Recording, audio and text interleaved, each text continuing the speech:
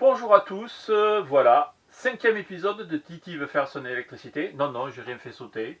Les batteries marchent toutes bien. C'est vrai que ça fait un an qu'on ne s'était pas vu presque.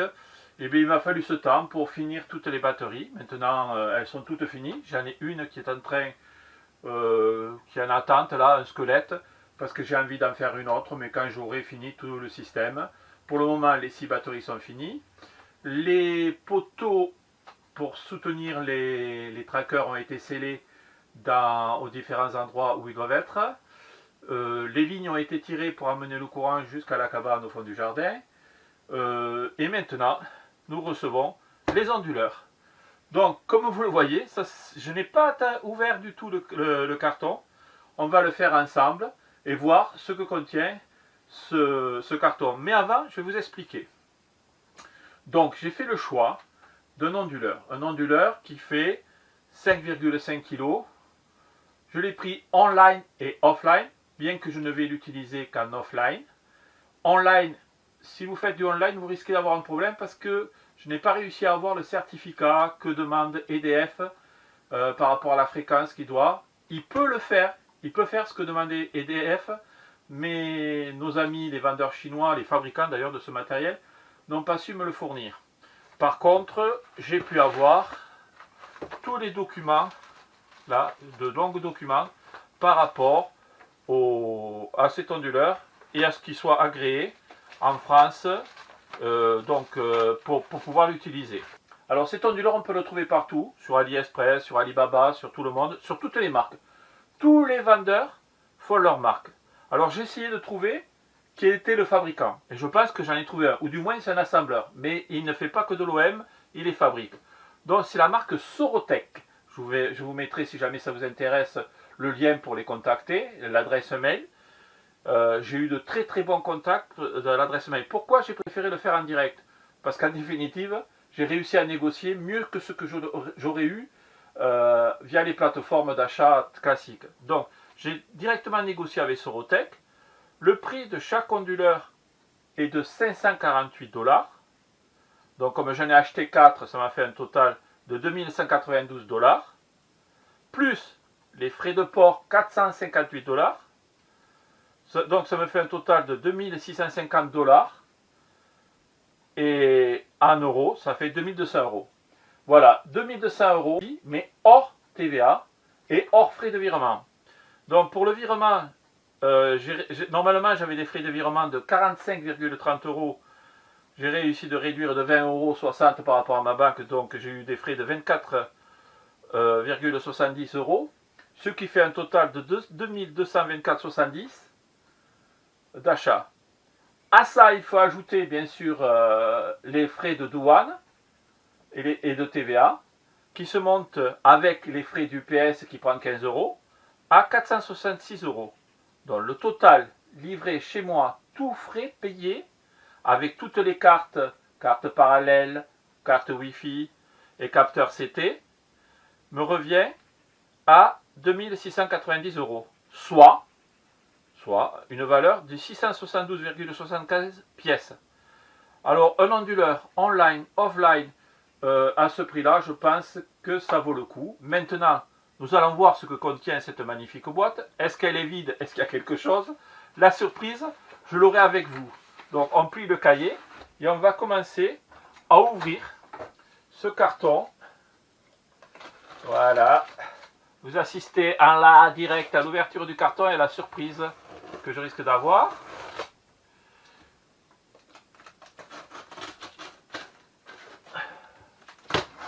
Voilà.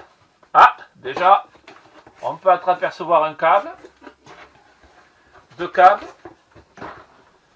Alors ça, ce sont les câbles de communication qui serviront pour plugger en parallèle les onduleurs les uns aux autres. Ça aussi, ça fait partie de la carte parallèle qui permet d'alimenter chaque carte parallèle de l'un ou l'autre. Alors après, nous trouvons un manuel qui doit être en anglais bien sûr. Un manuel en anglais.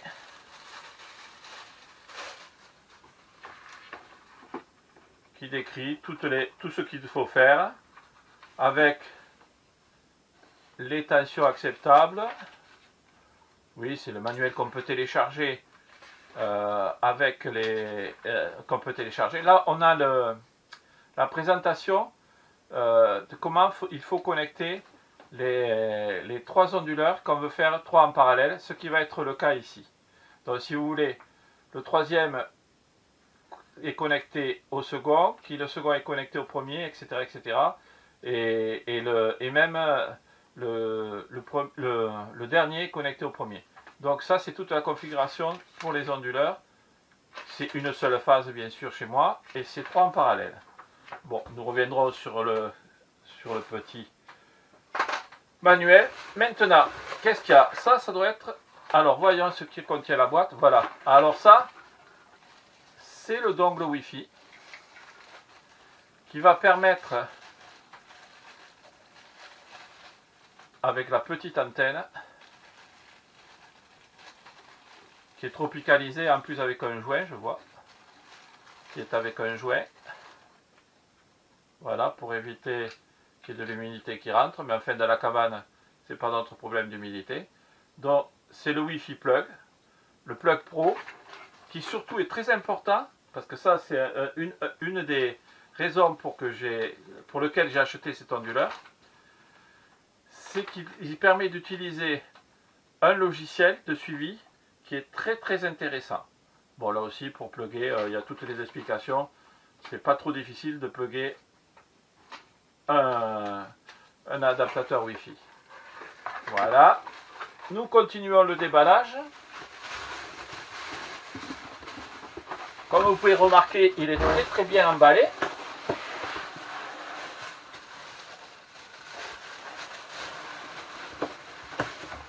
On va sortir le carton.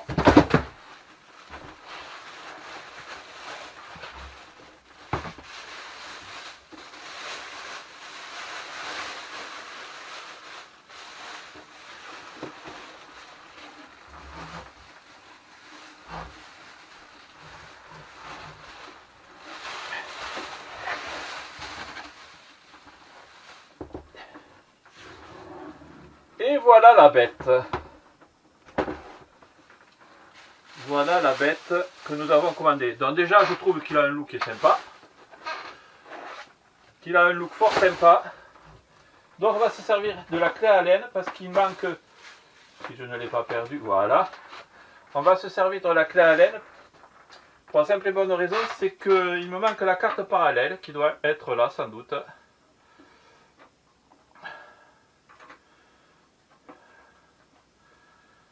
Hop.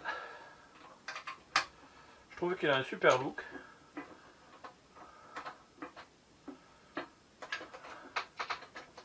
Alors, bien sûr marqué sur la boîte ne pas ouvrir, choc. Là, le choc, il n'y a pas. Voilà.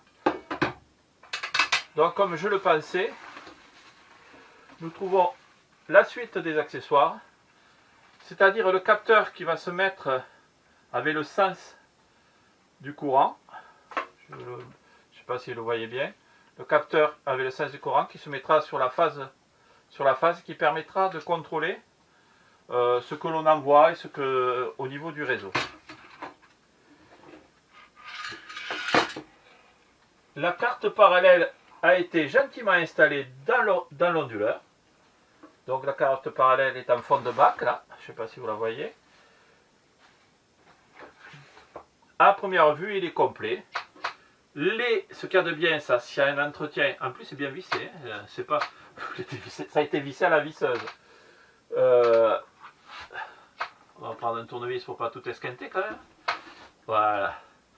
En plus, l'avantage c'est qu'il a des filtres qui peuvent être démontés. Enfin, voilà, avec un petit filtre mousse noir de chaque côté.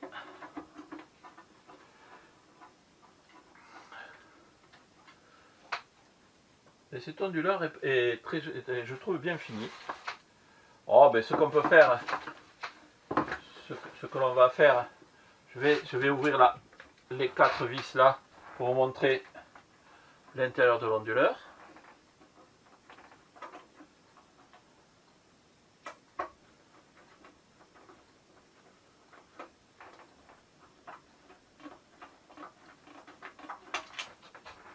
Alors l'avantage d'avoir commandé chez le fabricant, ou l'assembleur comme vous voulez, c'est que j'ai eu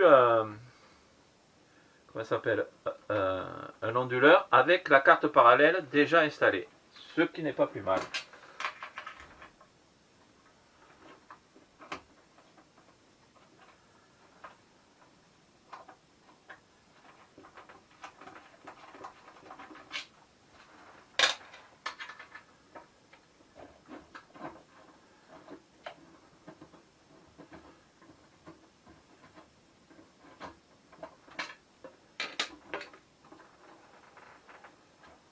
Oui, bon, là on va pas voir.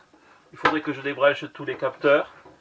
Donc, on peut remarquer que les transfos sont pas mal foutus. Les connecteurs, c'est une finition qui est totalement correcte. Totalement correcte. On le verra peut-être sur une autre caméra. Et qui permet, on voit bien la carte mère, les dissipateurs. Non, non, c'est tout à fait très propre. C'est bien fini. Rien à dire. Pour le moment, la première boîte que l'on ouvre du premier onduleur est conforme à ce que j'avais acheté. Alors, on va essayer de remonter proprement au bon endroit le couvercle, qui ça sert à rien. Voilà. Et ce que l'on va faire, on va installer l'onduleur, les 3 onduleurs, à la place qui leur est réservée. Mais avant d'installer les onduleurs, comme c'est conseillé sur la notice, la maison, la cabane au fond du jardin est en bois. Donc on va installer l'onduleur. On va installer avant d'installer l'onduleur une plaque de 5 mm d'alu qui va être positionnée entre le dos de l'onduleur et le mur en bois pour éviter que l'échauffement se transmette au bois et éventuellement mettre le feu, quoi. C'est pas parce que j'ai fait une cabane pour être en sécurité en dehors de la maison qu'il ne faut pas prendre les sécurités. Donc la première chose à faire pour installer les onduleurs, j'ai eu cette idée qui n'est pas plus mauvaise qu'une autre, c'est de faire un patron pour installer proprement cet onduleur. Alors, il va falloir quand même, je vais regarder si c'est facile, il va falloir que je démonte quand même la carte parallèle pour pouvoir installer les 4 vis. Ah non, non, j'ai bien fait. Non, non, il n'y a pas à démonter la carte parallèle. Alors, l'onduleur s'installe sur 3 vis. 1, 2, 3. Donc, pour fixer cet onduleur, plutôt que de le porter à bout de bras, comme on a vu, on a des tactiques. Donc, on va faire ce qu'on appelle un patron. On va mettre un morceau, c'est 4 feuilles A4 collées les unes avec les autres. Qu'on va positionner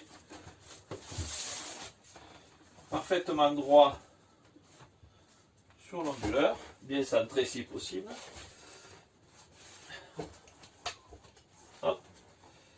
On va essayer de centrer cette bête.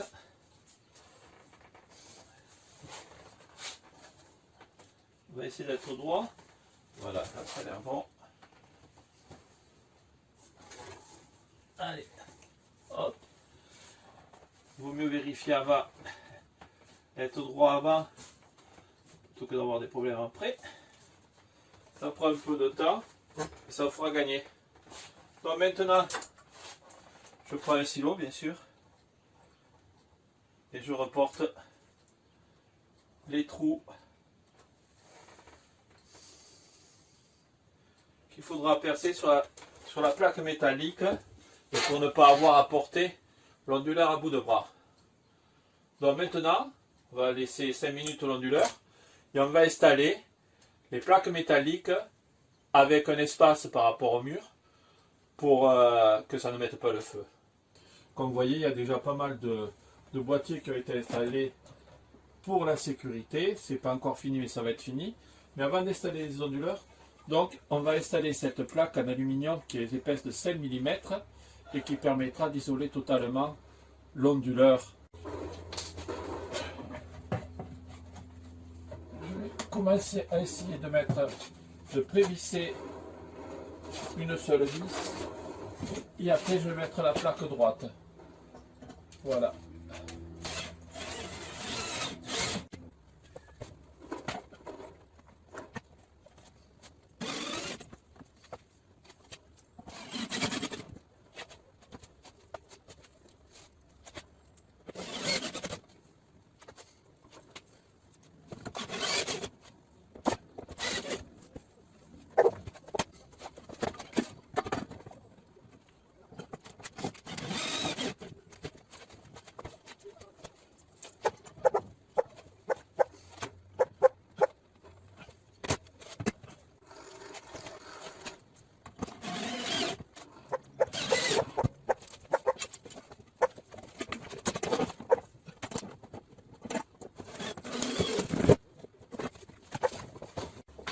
Voilà, maintenant les 3 plaques pour recevoir les onduleurs sont installées avec une bonne épaisseur de 5 mm d'alu strié pour que le contact et la réaction par derrière se fassent bien.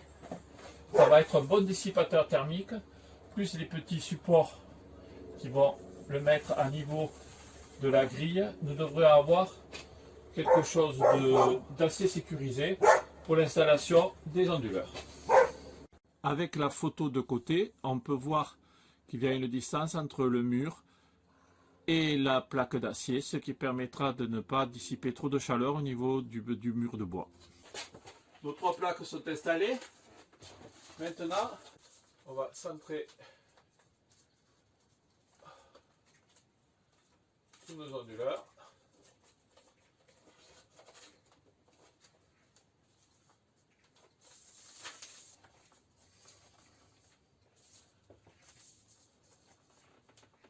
Voilà, il est centré, il est droit.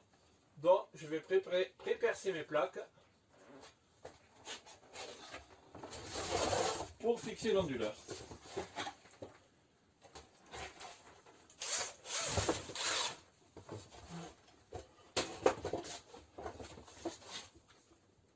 J'utilise une petite mèche.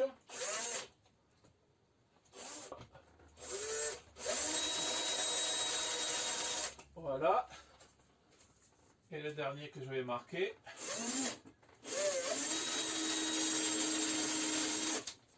Voilà, j'ai plus besoin du patron. Du gabarit de perçage.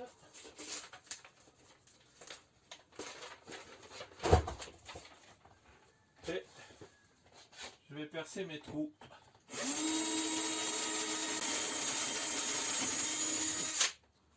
Voilà, le premier trou est fait. Faut pas aller vite, c'est dans la laine.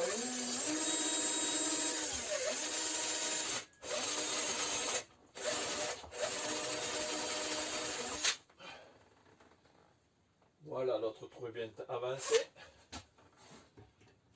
Et je vais préparer le troisième. Je vais mettre la chaise pour m'aider, pour être plus à portée. Voilà.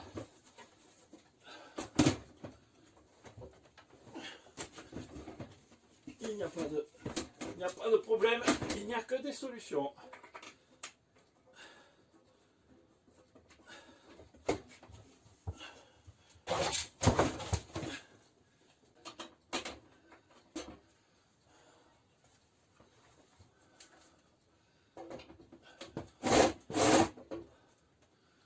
Voilà.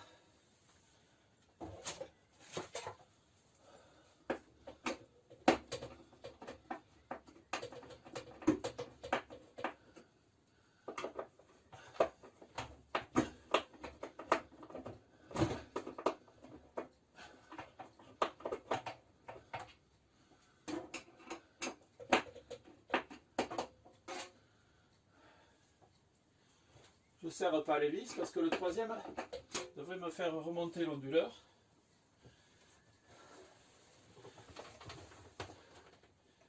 Il est vrai, je suivez pas mon exemple, ne suivez surtout pas mon exemple. Prenez une échelle et faites-le à deux. Ce sera quand même plus simple pour vous.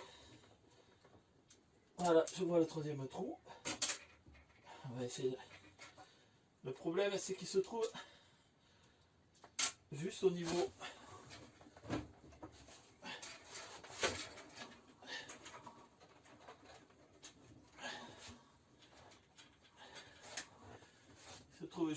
de l'interrupteur.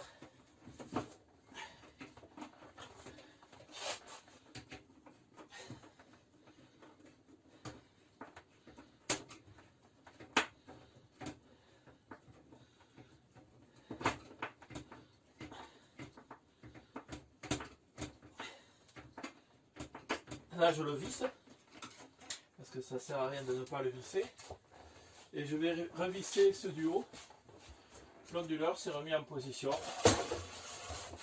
parfaitement.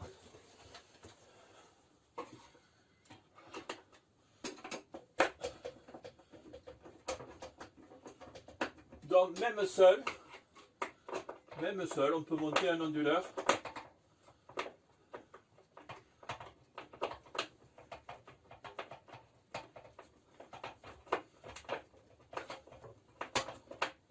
Celui-là qui, je vais essayer de le faire à la visseuse.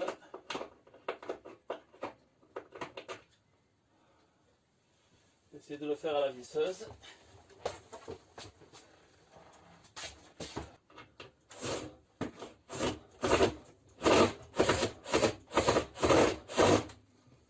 Et voilà.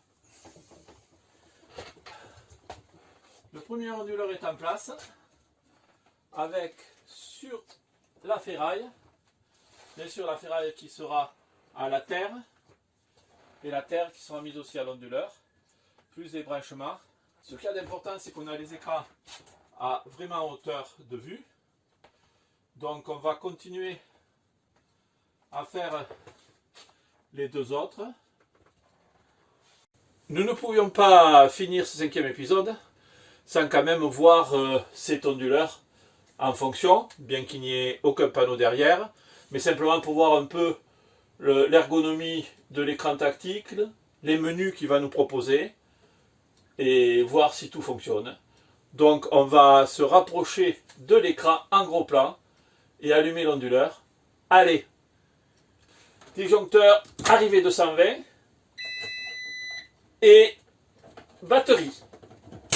Voilà, donc on a vu l'écran s'allumer. Même maintenant, nous voilà donc arrivés au fonctionnement de ce petit onduleur. On voit ce qui se passe. On peut remarquer qu'il n'y a pas de photovoltaïque, donc il n'y a pas de liaison. Là, c'est très compréhensible. On voit l'électricité qui arrive dans l'onduleur et qui repart. C'est marqué ici en haut, vous voyez, il repart en bypass, c'est-à-dire que l'onduleur ne fait que transiter, le courant ne fait que transiter dans l'onduleur. La batterie, elle est vue, elle est 53,9 volts, elle est en charge, non pas en décharge, à 3 ampères. Et donc la maison est alimentée, enfin là elle n'est pas encore alimentée vu que ce n'est pas branché au niveau du disjoncteur. Alors, maintenant, on va aller au réglage. Alors le code pour entrer c'est 1155. On valide. Voilà. Alors si vous avez vu, j'avais déjà allumé pour voir si ça marchait. On a un choix de langue. Et aux surprises, nous avons le français. Bien sûr, c'est ce que j'ai sélectionné. C'est un peu plus facile pour moi. Donc c'est quand même pas mal. On a le menu en mode. Alors là, c'est le choix si on fait marcher par le courant alternatif, par le solaire, la batterie ou le courant alternatif plus les PV, les photovoltaïques. C'est le choix des modes.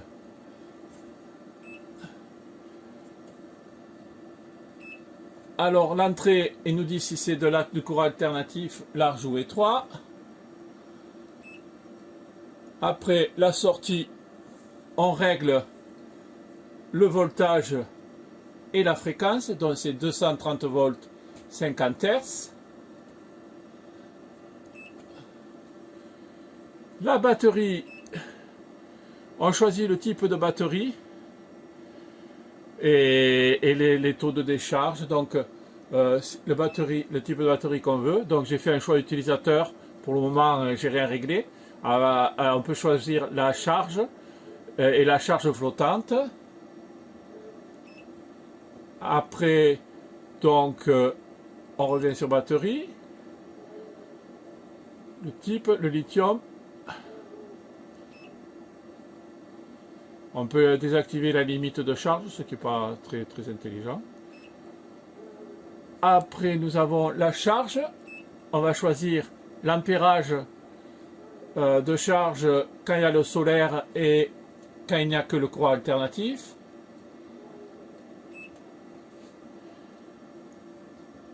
Le champ de panneaux voltaïques, là il n'y en a pas, donc on n'a rien réglé du tout. Mais on augmente par pas de 1. Comme pour tous les menus d'ailleurs.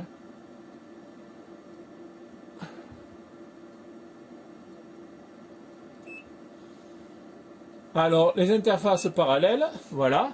Donc on est en monophasé. Les trois ordinateurs se connectent en monophasé. Là, c'est pour régler la date et l'heure. Le réseau, si je voulais revendre l'électricité, ça serait, je mettrai sur le réseau, je ne l'ai pas enregistré vu que je ne veux pas du tout vendre l'électricité.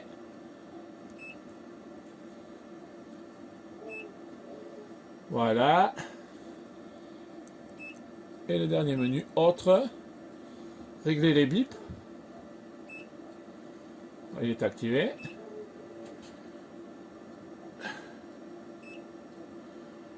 Ça, c'est pour revenir retour aux paramètres d'usine, si on avait trop fait de bêtises. Et ça, c'est pour le capteur qui va servir à savoir ce que l'on met sur le réseau ou pas. Et pour sortir, et on revient à notre petit menu qui nous dit ce qu'il est en train de faire. Alors on voit bien que le bip est activé, on a l'heure, la date, et on voit bien que qu'il est en alternative courant, en bypass, donc il ne fait que passer dans l'onduleur. Et là, il charge quand même la batterie avec en 3,8 ampères et 199 volts. On peut avoir l'historique aussi, mais là il ne doit pas y en avoir beaucoup. On peut générer un historique. Voilà. Sur la journée, sur le mois. C'est très intéressant. Un peu d'onduleur long, ça. Les événements. Voilà, tous les événements qui se sont passés, qui sont listés. C'est très intéressant aussi. Et si on veut de l'aide, bien sûr, sur les alertes, sur les erreurs. Voilà. Et il nous donne tous les codes d'erreur. Et bien sûr, sur les erreurs et sur les alertes, c'est pareil. Alerte, voilà. Et bien que dire, je pense que c'est un petit onduleur qui n'est pas mal. Moi, il me convient très bien. Bon, après, je pense qu'on peut accéder à des réglages via le port de communication. Mais on n'en est pas encore là et ce n'était pas le but de cet épisode. C'était un déballage de l'onduleur et on est allé un peu plus loin. Eh bien, je pense que nous avons fini de faire le tour de ce déballage de l'onduleur de Sorotech. Ce Revo série 2. D'ailleurs, on n'a pas trop parlé des caractéristiques techniques. Je vais les faire afficher pendant que nous finissons notre discussion. Donc, c'est la fin de ce 5e épisode. Le projet a bien évolué. Nous sommes au dernier point, c'est-à-dire acheter les panneaux de photovoltaïque. Pour le moment, je pense que je vais les acheter en direct en Chine, vu que ça s'est bien passé pour la première fois pour la commande des onduleurs. Pourquoi pas pour les panneaux. Je suis en train de réfléchir au choix des panneaux que je vais prendre. Je ne dépasserai pas 400 watts. car j'ai fait l'étude, de toute façon, en autonomie totale, au maximum, grand maximum, c'est sur 9 mois. On ne peut pas aller au-delà de 9 mois, sauf, ça serait ridicule, on serait, après l'été, on produirait trop, et l'hiver, c'est évident, on ne peut pas, pendant 3 mois, produire suffisamment, même en mettant beaucoup de panneaux. Donc il faut faire un choix moitié, donc je pense que je vais aller sur des panneaux entre 370 watts et 400 watts.